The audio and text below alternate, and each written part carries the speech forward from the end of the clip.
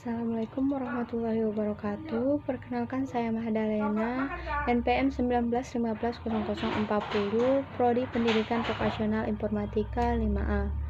Di sini saya akan menjawab UTS dari Ibu Ermawita, SPD MKOM. Yang pertama yaitu sistem pendukung keputusan adalah suatu sistem informasi yang berbasis komputer yang mempunyai pengetahuan untuk membantu suatu perusahaan atau organisasi untuk mengambil suatu keputusan. Secara tepatnya yaitu untuk mempermudah manusia atau pengguna dalam menyelesaikan suatu masalah secara cepat dan tepat. Sistem pendukung keputusan menentukan besaran gaji pensiunan opsir merupakan contoh dari kehidupan sehari-hari.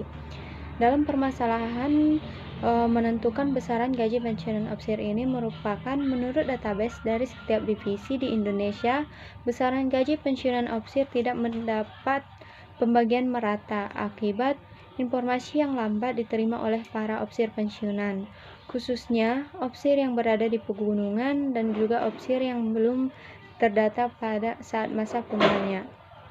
Hal ini menjadi gejolak dan menjadi permasalahan yang serius yang dialami oleh Bala Keselamatan.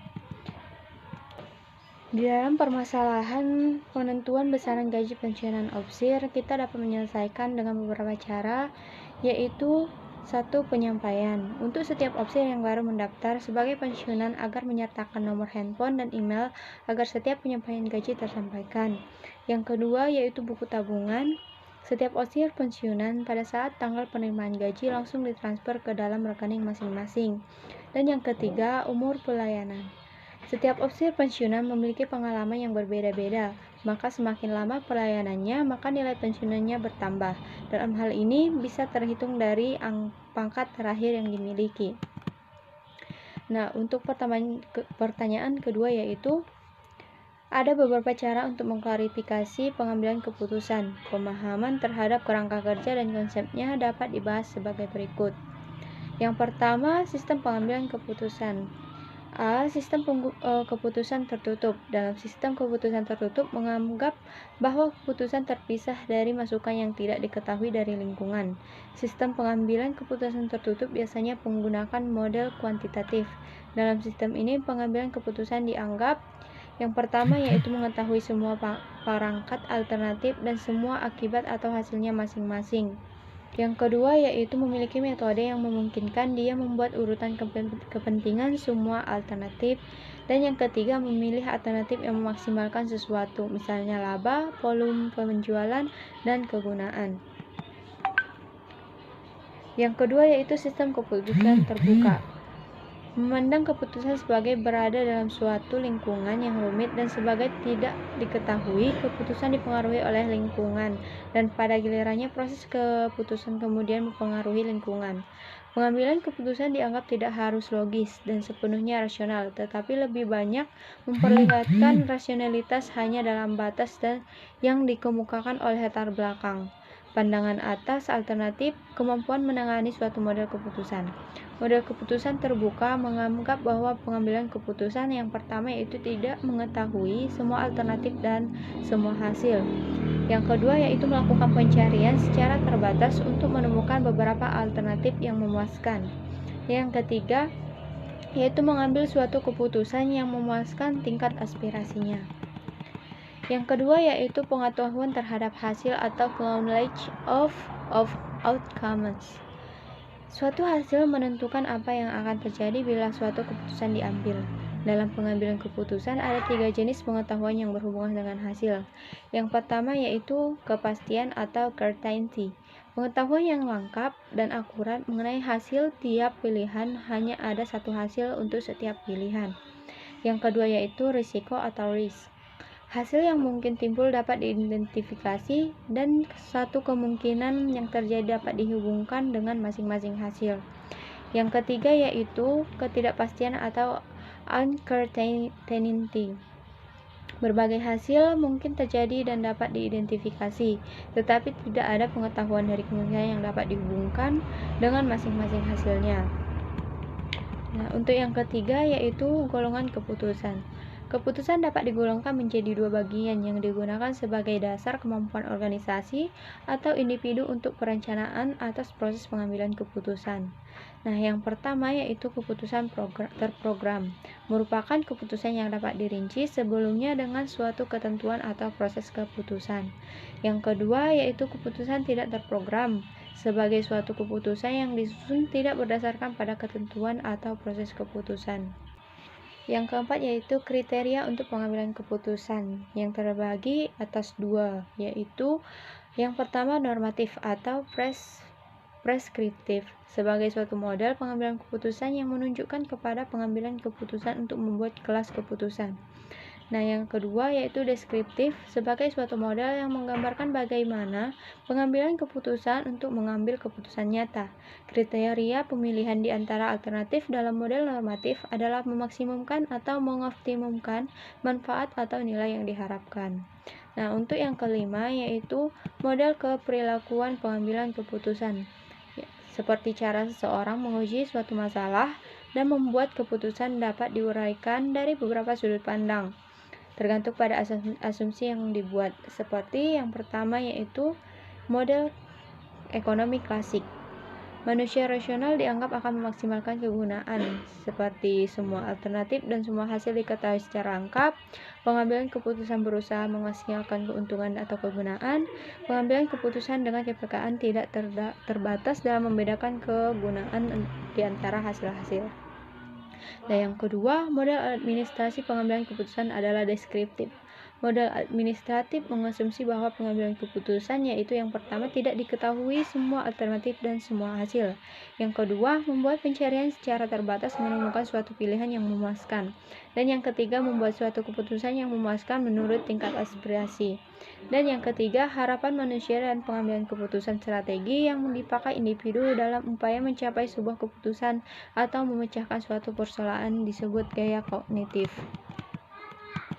Nah, untuk pertanyaan ketiga yaitu ada 4 komponen DSS, yaitu pertama data manajemen.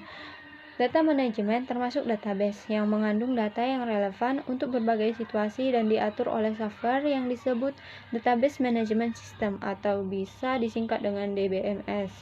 Yang kedua yaitu model manajemen. Model manajemen melibat model finansial, statistical, management science, atau berbagai model kualitatif lainnya sehingga dapat memberikan ke sistem suatu kemampuan analitis dan manajemen software yang dibutuhkan. Yang ketiga yaitu communication. Communication yaitu user dapat berkomunikasi dan memberikan perintah pada DSS melalui subsistem ini. Ini berarti menyediakan antarmuka. Nah, yang keempat knowledge management. Knowledge management ini yaitu subsistem opsional. Ini dapat mendukung subsistem lain atau bertindak sebagai komponen yang berdiri sendiri. Nah, untuk jawaban yang keempat yaitu terdapat 3 jenis data, yaitu data internal, data eksternal, dan data privat. Yang pertama yaitu data internal. Data internal merupakan data yang sumbernya berasal terutama dari sistem pemrosesan transaksi dari dalam organisasi. Contoh umum seperti upah atau gaji bulanan, jadwal pemeliharaan mesin, alokasi anggaran, perkiraan terhadap penjualan yang akan datang, biaya produksi, rencana rekrutmen pegawai baru masa mendatang, dan juga lain-lain. Yang kedua yaitu data eksternal. Data yang bersumber dari luar sistem organisasi seperti data industri, dasar riset pemasaran, data sensus, dan tenaga kerja regional, regulasi pemerintah, jadwal tarif pajak, data ekonomi dalam negeri, dan lain-lain. Data tersebut dapat berasal dari lembaga pemerintah, asosiasi perdagangan, perusahaan, riset pasar, dan lain-lain. Yang ketiga yaitu data privat.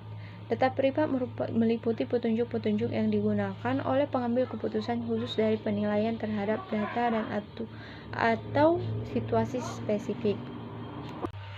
Nah, yang kelima yaitu dalam hasil kesimpulan dari makalah kami sebelumnya yaitu ada beberapa tujuan sistem pendukung keputusan. Yang pertama yaitu membantu manajer dalam mengambil keputusan atas masalah semi terstruktur. Yang kedua yaitu memberikan dukungan atas pertimbangan manajer dan bukannya dimaksudkan untuk menggantikan fungsi manajer. Dan yang ketiga yaitu meningkatkan efektivitas keputusan yang diambil manajer lebih daripada perbaikan efisiensinya.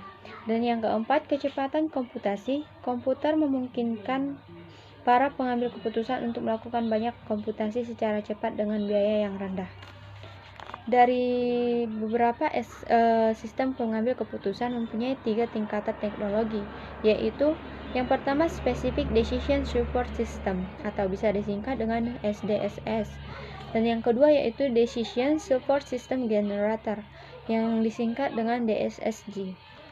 Dan yang ketiga yaitu Decision Support System Tools yang disingkat dengan DSST. Pada pihak-pihak yang berperan dalam pengembangan SPK atau sistem pengambilan keputusan yaitu manajer atau pemakai yang bisa disebut dengan user, dan yang kedua intermediary atau penghubung, dan yang ketiga yaitu DSS builder atau pengembang sistem pengambil keputusan yang bisa disebut dengan fasilitator. Yang keempat yaitu technical supporter atau teknisi pendukung. Yang kelima yaitu toolsmith atau pengembang peralatan. Selanjutnya yaitu perancangan sistem pendukung keputusan.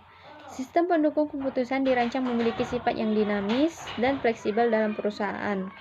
Sistem pendukung keputusan membantu memberikan alternatif-alternatif pada proses pengambilan keputusan, tetapi tidak menggantikan pemakai sebagai pengambilan keputusan. Sekian jawaban dari saya. Semoga teman-teman dan ibu dapat menerima kekurangan dari jawaban saya. Assalamualaikum warahmatullahi wabarakatuh.